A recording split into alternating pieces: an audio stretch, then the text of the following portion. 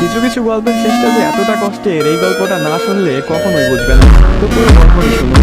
একটি 19 বছর বয়সী মেয়ে তার প্রেমিকের কাছে গিয়ে বলে, আমার 20তম জন্মদিন তুমি আমাকে কি উপহার দিবে? ছেলেটি মুচকি হেসে বলল, ও এখনো তো অনেক সময় আছে, আর সময় হলে তুমি তোমার জন্মদিনের উপহার পেয়ে যাবে।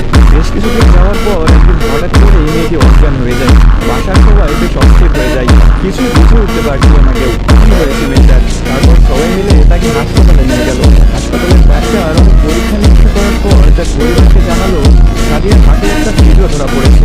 এখন যদি খুব তাড়াতাড়ি হাত পরিবর্তন না করা হয়, তাহলে হয়তো সাদিয়াকে আর বাঁচানো সম্ভব হবে না। সবাই এই কথাটি শুনে কান্নায় ভেঙে পড়ল। সাদিয়ার মা বাবা কিছুতেই মেনে নিতে পারছিল না। সাদিয়ার প্রেমিক সাকিব তার বিষয়ে ডাক্তারের কাছ থেকে সবকিছু শুনে বলল, এ কিছুতেই হতে দিবে না সে।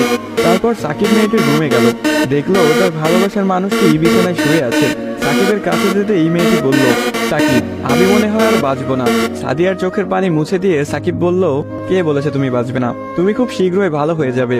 মেয়েটি বলল, তুমি কি করে জানলে? ডাক্তার তো বলেছে আমার হার্টে একটা ছিদ্র ধরা পড়েছে, আর আমাকে বাঁচানো সম্ভব না। ধুর পাগলি, তোমার কিছুই হবে না, দেখো তুমি ভালো হয়ে যাবে।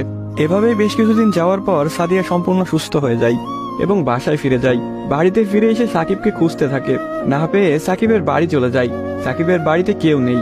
অবশেষে সাকিবের ছোট বোনের দেখা পেল সাদিয়া। কিরে, তোমার ভাই কোথায়? সাকিবের বোন কোনো কথা না বলে হাতের ইশারা করে সাকিবের রুমটা দেখিয়ে বলে উঠল, টেবিলের উপরে আপনার জন্য একটা চিরকুট রাখা আছে। সাদিয়া কথাটি শুনে রুমে গিয়ে চিরকুট হাতে নিয়ে পড়তে শুরু করলো।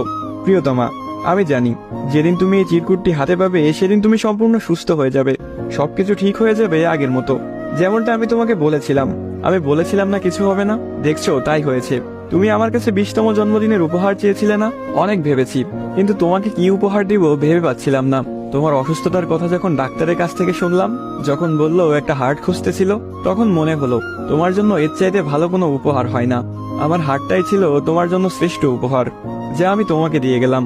মন খারাপ করো না, আমি আকাশের ওই উপর থেকে তোমাকে সবসময় দেখবো।